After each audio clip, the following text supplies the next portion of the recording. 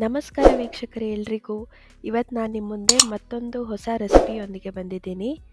ಇವತ್ತು ಸ್ನ್ಯಾಕ್ಸ್ ಮಾಡೋದು ಹೇಳ್ಕೊಡ್ತಾ ಇದ್ದೀನಿ. ಇದಂತೂ ಮಕ್ಕಳಿಗೆ ತುಂಬಾ ಇಷ್ಟ ಆಗುತ್ತೆ. ಈವ್ನಿಂಗ್ ಟೈಮ್ ಇದನ್ನು ಮಾಡಿಕೊಟ್ಬಿಟ್ರಂತೂ ತುಂಬಾ ಖುಷಿ ಪಡ್ತಾರೆ ಮಕ್ಕಳು. ಮಕ್ಕಳಂತ ಅಲ್ಲ, ದೊಡ್ಡವ್ರಿಗೂ ಸಹ ತುಂಬಾ ಇಷ್ಟ ಆಗುತ್ತೆ.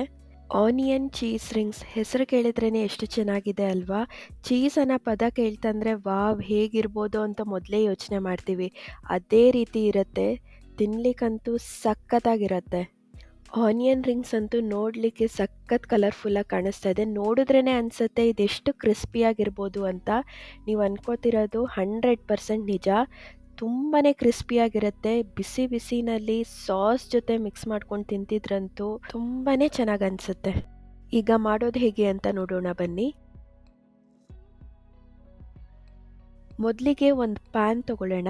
ಪ್ಯಾನ್ ಕಾದ ನಂತರ ಬ್ರೆಡ್ನ ಲೈಟಾಗೆ ರೋಸ್ಟ್ ಅಥವಾ ಟೋಸ್ಟ್ ಮಾಡ್ಕೊಳ್ಳೋಣ.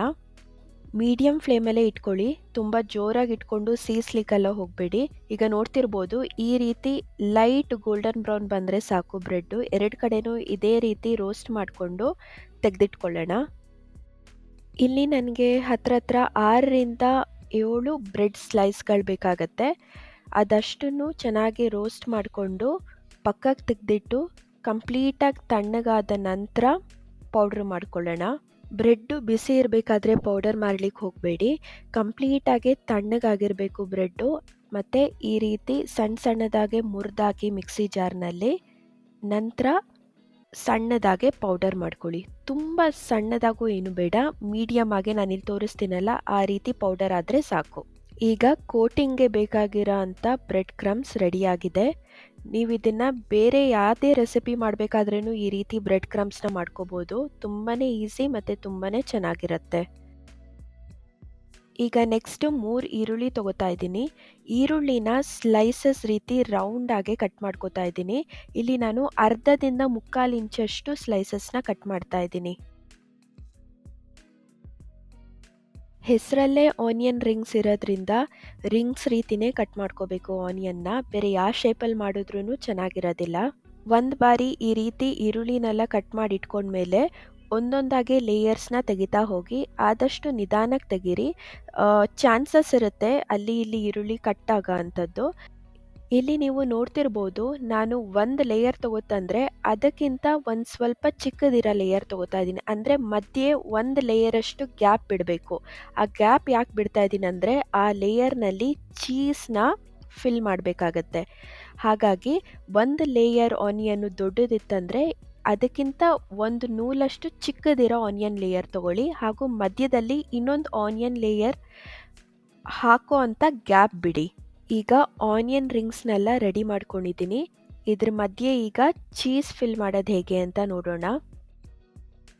ನಾನಿಲ್ಲಿ ಚೀಸ್ ಲೇಯರ್ಸ್ನ ಯೂಸ್ ಮಾಡ್ತಾ ಇದ್ದೀನಿ. ನೀವು ಬೇಕಾದರೆ ಕ್ಯೂಬ್ಸ್ ತೊಗೊಂಡು ಇದೇ ರೀತಿ ಲೇಯರ್ ಥರ ಸಣ್ಣದಾಗೆ ಕಟ್ ಮಾಡಿಕೊಂಡು ಫಿಲ್ ಕೂಡ ಮಾಡ್ಬೋದು. ನೀವಿಲ್ಲಿ ನೋಡ್ತಿರ್ಬೋದು ನಾನು ಈರುಳ್ಳಿ ಮಧ್ಯೆ 2 ಲೇಯರ್ ಮಧ್ಯೆ ಏನು ಗ್ಯಾಪ್ ಬಿಟ್ಟಿದೆ ಆ ಗ್ಯಾಪ್ನಲ್ಲಿ ಈ ಲೇಯರ್ಸ್ನ ಫಿಲ್ ಮಾಡ್ತಾ ಹೋಗ್ತಾ ಇದ್ದೀನಿ. ಈ ರೀತಿ ಮಾಡ್ತಾ ನನಗೇನು ರಿಯಲೈಸ್ ಆಯ್ತಂದರೆ ಆನಿಯನ್ ಒಳಗಿನ ಲೇಯರ್ನ ತೆಗೆದಿಟ್ಕೊಂಡು ಚೀಸ್ನ ಫಸ್ಟ್ ಆ್ಯಡ್ ಮಾಡಿ ಆ ಲೇಯರ್ನ ಮತ್ತೆ ಇಡ್ತಂದರೆ ಅಷ್ಟು ಕಷ್ಟ ಅನಿಸೋದಿಲ್ಲ ಮಾಡಲಿಕ್ಕೆ. ಈ ಮೆಥಡೇ ತುಂಬ ಈಸಿ ಅನ್ನಿಸ್ತಾ ಇದೆ. ಫಸ್ಟಿಂದನೂ ನಾನು ಇದೇ ರೀತಿ ಮಾಡಿತ್ತಂದರೆ ತುಂಬ ಬೇಗ ಆಗ್ತಿತ್ತೇನೋ. ಇಲ್ಲಿ ನೋಡ್ತಿರ್ಬೋದು ಇರುವಂಥ ಆನಿಯನ್ ರಿಂಗ್ಸ್ ಎಲ್ಲದರ ಮಧ್ಯೆನೂ ನಾನು ಚೀಸ್ನ ಆ್ಯಡ್ ಮಾಡಾಗಿದೆ. ಈಗ ಇದಕ್ಕೆ ಕೋಟಿಂಗ್ ಮಾಡೋದು ಹೇಗೆ ಅಂತ ನೋಡೋಣ. ಒಂದು ಬೌಲ್ನಲ್ಲಿ 2 ಮೊಟ್ಟೆ ತಗೊಂಡು ಒಂದು ಪಿಂಚಷ್ಟು ಸಾಲ್ಟ್ ಹಾಕ್ಕೊಳ್ಳಿ. ತುಂಬಾ ಕಡಿಮೆ ಸಾಲ್ಟ್ ಹಾಕ್ಕೊಂಡು ಚೆನ್ನಾಗಿ ಈ ರೀತಿ ಬೀಟ್ ಮಾಡ್ಕೊಳ್ಳಿ.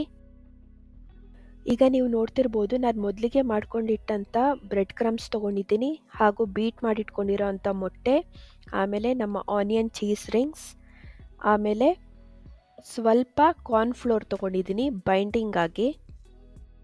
ಈ ರೀತಿ ಒಂದೊಂದೇ ಚೀಸ್ ರಿಂಗ್ಸ್ನ ತಗೊಂಡು ಫಸ್ಟು ಕಾರ್ನ್ಫ್ಲೋರಲ್ಲಿ ಡಿಪ್ ಮಾಡಿ, ನಂತರ ಮೊಟ್ಟೆನಲ್ಲಿ ಡಿಪ್ ಮಾಡಿ, ನೆಕ್ಸ್ಟು ಬ್ರೆಡ್ ಕ್ರಮ್ಸ್ನಲ್ಲಿ ಹಾಕಿ ಚೆನ್ನಾಗೆ ಬೈಂಡಿಂಗ್ ಕೊಡಿ. ಮತ್ತೊಮ್ಮೆ ಎಗ್ನಲ್ಲಿ ಡಿಪ್ ಮಾಡಿ ಮತ್ತೆ ಬ್ರೆಡ್ ಕ್ರಮ್ಸಿಂದ ಬೈಂಡಿಂಗ್ ಕೊಡಿ. ಈ ರೀತಿ 3 ಸರಿ ಮಾಡಬೇಕು. ಹೀಗೆ ಮಾಡೋದ್ರಿಂದ ಆಚೆ ಕೋಟಿಂಗ್ ಏನಿದೆ ತಿಕ್ಕಾಗಿ ಬರುತ್ತೆ ಮತ್ತು ಶೇಪ್ ಕೂಡ ಚೆನ್ನಾಗಿ ಬರುತ್ತೆ ಮತ್ತು ತುಂಬಾ ಕ್ರಿಸ್ಪಿನೆಸ್ ಆ್ಯಡ್ ಆಗುತ್ತೆ. ಇದೇ ರೀತಿ ಉಳಿದಿರೋ ಎಲ್ಲ ಆನಿಯನ್ ಚೀಸ್ ರಿಂಗ್ಸ್ನು ಮಾಡಿಟ್ಕೊಳ್ಳೋಣ. ಒಂದೇ ಬಾರಿಗೆ ಎಣ್ಣೆ ಕಾದ್ಮೇಲೆ ಎಣ್ಣೆಯಲ್ಲಿ ಫ್ರೈ ಮಾಡ್ಕೊಳ್ಳೋಣ.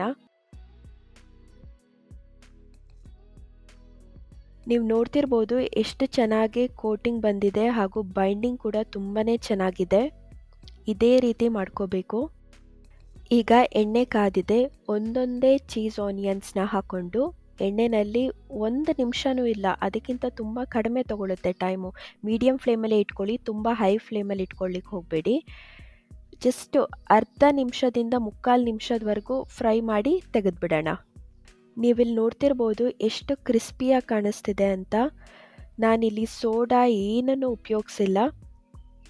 ಈ ರೀತಿ ಕ್ರಿಸ್ಪಿನೆಸ್ ಬರಲಿಕ್ಕೆ ಕಾರಣ ನಾವು ಯೂಸ್ ಮಾಡಿರೋ ಅಂಥ ಬ್ರೆಡ್ ಕ್ರಮ್ಸ್, ಅದೇ ತುಂಬ ಇಂಪಾರ್ಟೆಂಟು.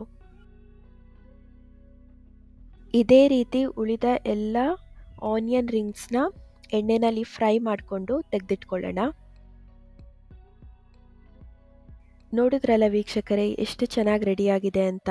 ನಮ್ಮ ವಿಡಿಯೋ ನಿಮಗೆ ಇಷ್ಟ ಆಗಿದ್ದಲ್ಲಿ ಲೈಕ್ ಹಾಗೂ ಶೇರ್ ಮಾಡೋದನ್ನು ಮಾತ್ರ ಮರಿಬೇಡಿ. ಇದೇ ರೀತಿ ಹೊಸ ವಿಡಿಯೋಸ್ ಬೇಕಾದಲ್ಲಿ ಸಬ್ಸ್ಕ್ರೈಬ್ನ ಪ್ರೆಸ್ ಮಾಡಿ ಹಾಗೂ ಬೆಲ್ ಐಕನ್ನ ಪ್ರೆಸ್ ಮಾಡೋದಂತೂ ಮರಿಲೇಬೇಡಿ. Thank you.